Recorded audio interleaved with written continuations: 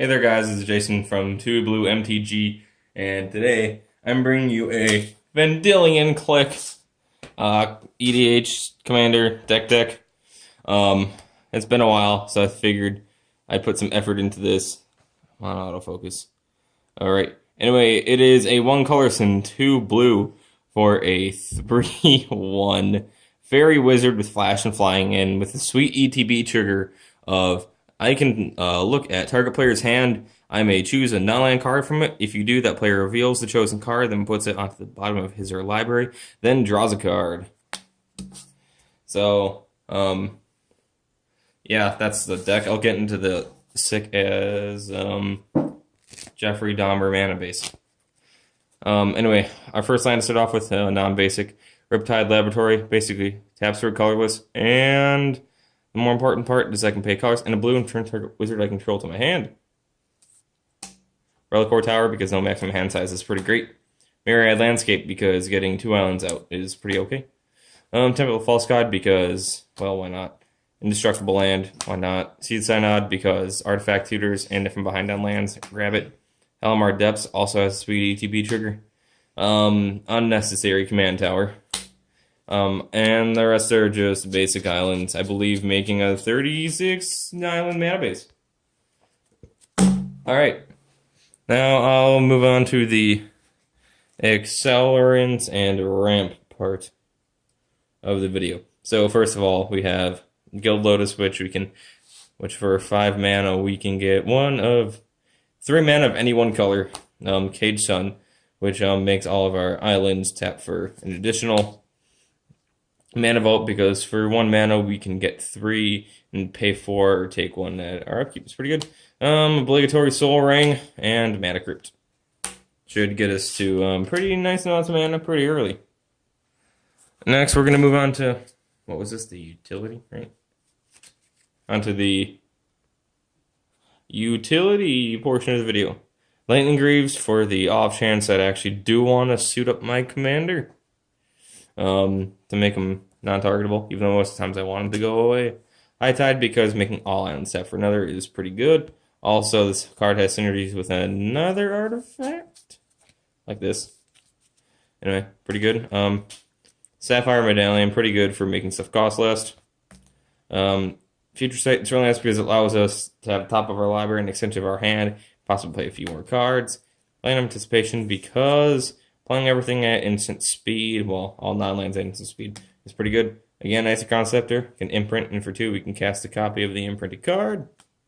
Dramatic Reversal, any mana rock that taps for 2 or more, plus this equals infinite mana. Next, Library of Lang, 1 color's mana, we get to skip our discard phase. And if anything would cause a discard, we can discard the top of our library instead. Since he's running top, because looking at the top 3 is pretty good. Pendulum Mist because I'm in a pretty creature-heavy meta right now, and each creature gains during your upkeep, pay 1 or bury this creature. So basically, Tabernacle out Pendrel Veil. And this thing, the really confusing thing, which Graveyard Order matters from time to time. And this allows you for 3, tap it, and, well, give the top card of your graveyard, if it's an instant, sorcery, or interrupt, flashback into Underturn, equal to its mana cost. Exile it afterwards. Next, we'll get on to the draw package. First, we'll start off with a Gush. With recent restricting in Vintage, who cares? Price is barely affected. Allows us to draw 2 cards if we're trying to win. Windfall because making each player discard our hand, especially if they have more threats than we can click. Beautiful. Treasure Cruise because for 1 blue mana and drawing 3 cards is pretty strong, I've heard.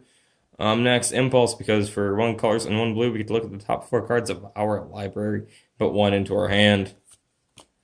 If I didn't say already, this is the draw, but you should pretty much read that. Preordained, just a good cantrip. Ristic Study allows us to basically draw a card every time our opponent casts a card. Mystic Speculation, I like it with Clique in case I need to click myself, because then I can just scry 3 and maybe bury 3 lands in a row. Ponder, again, another good cantrip. Dig Through Time, being able to look at the top 7 and Getting 2 into our hand is pretty good for only 2 blue mana most of the time, because most of the time we're going to be able to delve this away. Peer Through Depths helps us grab our instant sorcery to assist the bulk of our deck. Consecrated Strength, because drawing 2 cards whenever opponent draws a card is pretty strong. Good old Fact or Fiction. And to end it off, classic with Brainstorm. Next, we're on to probably the largest snack other than lands. Good old Counterspells. Next, we have Overwhelming Denial, which, for surge cost, we can counter target spell, and this thing can't be countered by spells or abilities. Cryptic Command, just great flexibility in 4 mana. Insidious Will, also great flexibility in 4 mana. Allows us to counter, choose new targets, or copy. The good old OG Counterspell. Favorite art, by the way. For Spike, because I noticed in my play group a lot, either early on or later in the game, people tap out for like huge Genesis waves and stuff like that. And so it's funny when people tap out and you only have 1 blue open, and then they think they're safe. No, they're not. Next, Mana Leak. Not my favorite card. I'm eventually going to replace this with 2 Counterspells. You won't see that if you see my video before. I had to sell my Force of Will and Mana Drain because recently I haven't had a lot of money and I need to get to work now. So paying gas and other stuff like that was more important than a Force of Will or Mana Drain. So definitely this will one of those will be replacing this. Next, Rewind, because counter target spell and untapping 4 lands. This plus any of the Caged Sun equals we get more mana than we put in. Spell Crumple. This works really well with another card you're going to see later, because countering something to the bottom also helps deal with Graveyard. Power Sink, because if they can't pay X, they have to dump all their mana into their mana pool, and it gets drained. Now, Foil is Poor Man's Force of Will, because you have to discard an island and another card from your hand, which is not too bad. Next, Disallow, basically Stifle and Counterspell for the same mana cost, all in one. Awesome card. Nice to have amount of Blue Void Slime. You almost calculate another Mana Leak type effect, but allows us to cycle, which is why I like this one just a little bit more. Good old Stifle, because hitting a fetch or any of the panoramas or anything like that is absolutely hilarious. Good old Logic Knot, because we're going to have a lot of cards in our graveyard, because we're going to be casting plenty of instants and sorceries. So Delve will really help us out with that. Remove Soul, because a counter target creature spell in EDH is pretty strong, because I think everybody has a legendary creature as their commander. Now Forbid, counter target spell with a buyback of choose and discard 2 cards, which is again pretty strong. Hinder, basically a spell crumple, but this does not put itself on the bottom of your library. And then next, Summer Dismissal, which allows us to exile all other spells and counter all abilities. Next, we're going to get onto our removal package, kind of, but it allows us to, it is also used in tandem with our commander. Now, just for 1 blue, instant speed, return target creature to its owner's hand. Good for blank. Good for just sending V-Click to our hand or dealing with immediate threat. Now, Snap is probably my favorite bounce spell, because, where is it? Artifact. Well, wherever it is. Snap plus Isochron Scepter and Vendilion Clique is pretty strong, and allows us Rite of Replication, because, well, pretty much just returning all of our opponent's non-land things to their hand is pretty strong. I include Venser like in the removal, because he can also like pseudo counter a spell and return permanent to their hand for 4 mana for a 2/2 body at instant speed. And plus it's a wizard, so it has synergy with the wizard land. Next, Reality Shift, because exiling target creature, but they get to manifest. That's pretty good, since blue was pretty lacking on removal.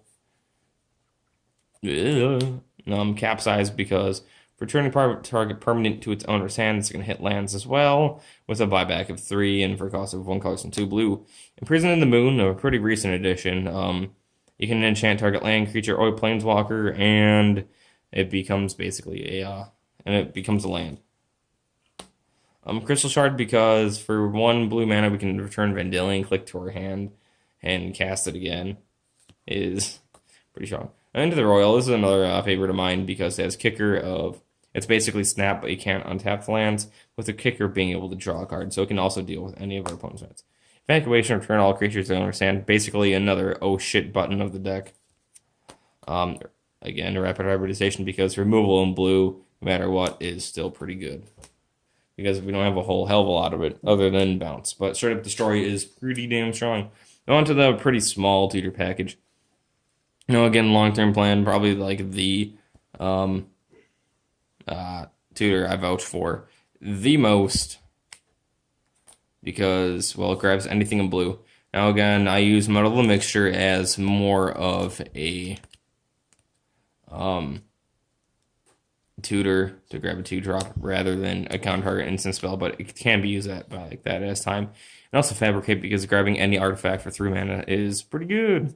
And next we have Mystical Tutor, because grabbing any instant or sorcery at instant speed and putting it on top of our library is just great utility. Next, Merchant Scroll, it grabs any blue instant or interrupt, even though it's just instants now, and puts it into our hand. But it has to be blue instant, so it's a slight drawback, but not really. And now Tezzeret, I've rarely, if ever, used this +1. I just minus X them, usually on 4, kill them and grab something right away. Or on to the good old pile of what I call win cons. Yeah, let's get into this. First one, just in case we do end up drawing our library, or drawing ourselves out after a long game, maybe with Consecrated Sphinx, Laboratory Maniac will put a good end to that. Now, Tunnel Vision, our commander plus either the 2 counterspells that put something on the bottom of our opponent's library equals they have about a turn to live or they're dead, unless they have an Eldrazi in the yard, then I just may have boned myself.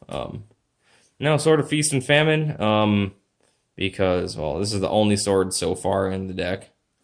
And swinging for 5 commander damage, 5 flying on top of that. Each turn is pretty good. And plus, I get to untap all my lands on hit and make them discard. Now, finally, Deadeye Navigator. It is a straight up a win condition, but it does bring an end to the game really fast, being able to click my opponent for only 2 mana. And this emptying their hand of any sort of threat is just pretty strong. Now, I tried to make that one a little bit quicker for you guys, not 40+ minutes. And thank you to the floating hand over in the corner, Mike Wazowski. And like I said, I hope you like that little bit shorter format. It's running about 13 minutes at this point. So I hope you like the bit of a shorter format, unless like you liked me going more in depth. If you want to, let me know in the comments down below. I am more than open to anything. If you have any questions about like my build or anything like that, pretty much let me know. And the next deck tech I have should be pretty different than anything else I've done on this channel, but it might take a little while. So yeah, I definitely have some planned also gameplay for the channel too relatively soon. Remember, everybody, have a good rest of your day and stay Frosty. Stay frosty.